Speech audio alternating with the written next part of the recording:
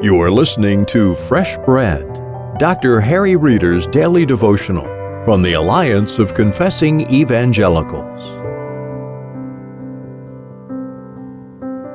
Luke chapter 13, we have looked at verses 31 down to 33. We have seen the Pharisees with this statement that Herod is out to kill Jesus. He killed John the Baptist. But Jesus is fully aware of that, and he's fully aware that what the Pharisees want to do is what Satan wants to do, and that is to keep Jesus from Jerusalem, which is where the Redeemer has to come as the prophet, the priest, and king, and suffer not only the fate of prophets that either died in Jerusalem or by decree from Jerusalem, but will also die that death of the prophet, the priest, the king, the Messiah, to save his people from their sins outside the wall, having come to Jerusalem with his triumphal entry and fulfillment of the Scriptures. He calls Herod that fox. Now, that would have been a metaphor in that day for a deceptively predatory, cunning animal. That's how he characterizes Herod Antipas, the one who wants to kill him. But that's not going to stop Jesus. No, I'm going to do what I'm supposed to do today. I'm going to do it tomorrow. And the third day, I'm going to do a work of redemption, and I'll rise on the third day as well. And so he's made that clear. And so he has to go to Jerusalem to fulfill the Scriptures. This is what he says in verse 34.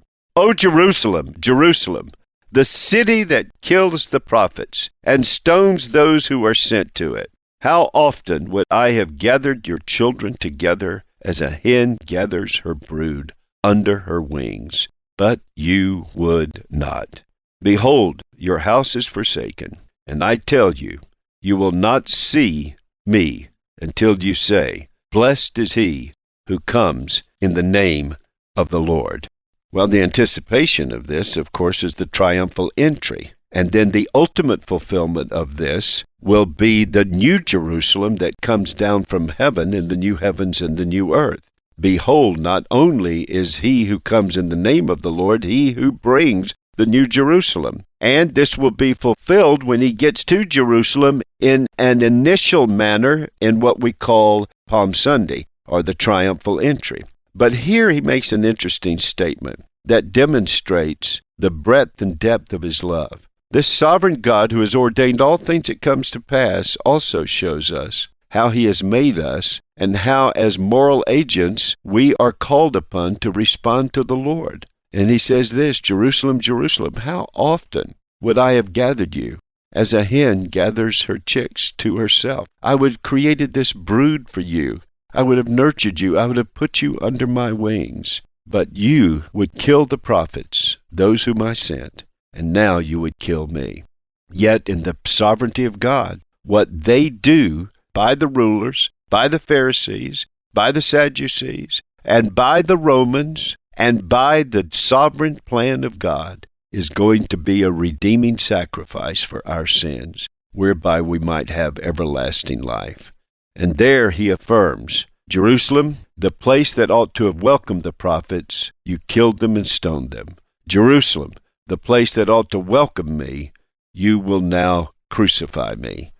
Here crucified at the hands of Gentiles and Jews, Romans and Jews, the religious professionals and the rabble in the city, here is this Jesus who will accomplish the purpose of God. By what Jesus does on the cross, he will gather to himself all of his people from all the tribes and nations, and they will come to him who is their refuge. Jerusalem in that day would not come, but what Jesus comes to do at Jerusalem will enable us to come to him for everlasting life. And I do hope and pray that you have done so and will rise up and declare, Blessed is he who comes in the name of the Lord. And that is another slice of fresh bread. Dr. Reeder shares a biblical view of singleness and reveals the joy in this unique calling. It's a part of Dr. Reeder's series, 7 Essentials for the Christian Family. And it's our free gift to you when you call 1-800-488-1888.